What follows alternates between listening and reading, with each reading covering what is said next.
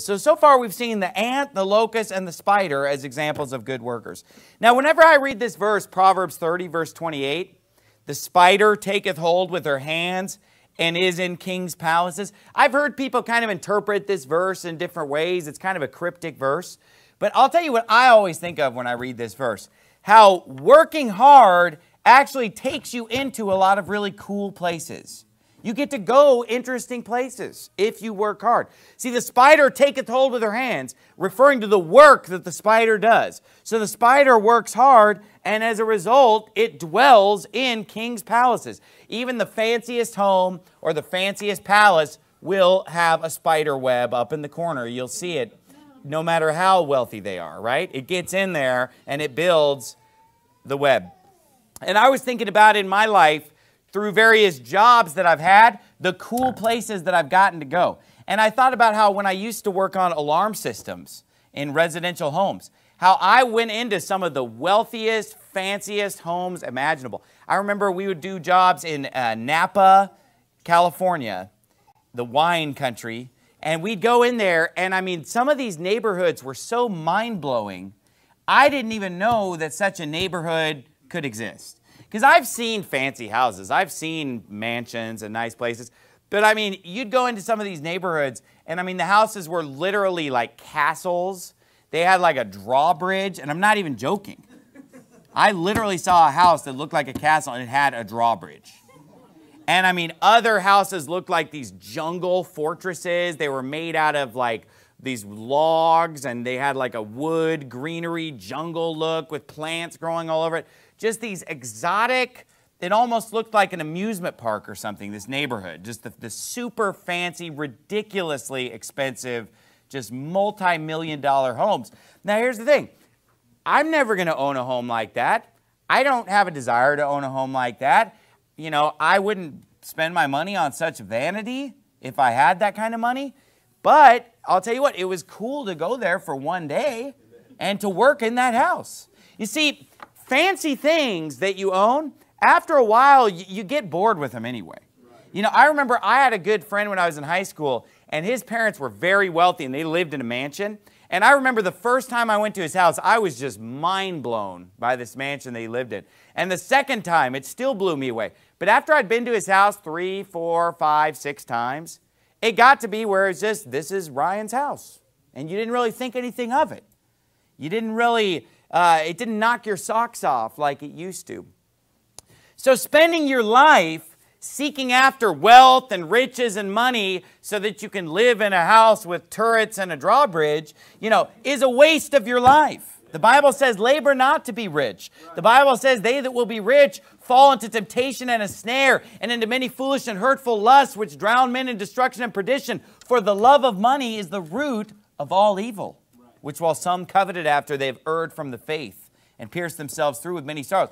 But I will say this, even though I don't want to live in a palace or anything like that, I don't think that that's the desire of any godly Christian. It's still cool to get to visit places like that. And I enjoyed working in these fancy homes.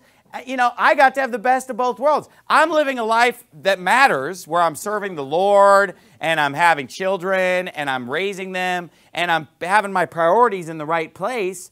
But yet I got to enjoy the palace as well. I got to be in the king's palace. I was like the spider taking hold with my hands, you know, working on that alarm system up in the corner somewhere of that house, just getting to enjoy it. But not only that, you know, I've done fire alarm systems in art museums and in other just interesting places.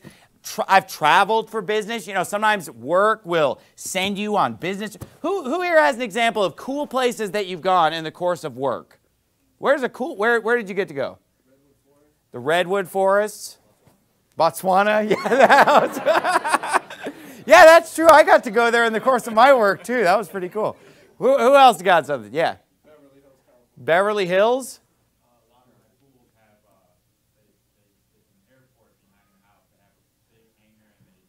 Wow, okay, so he's a pool service man. He's going to houses that have an airport in the backyard.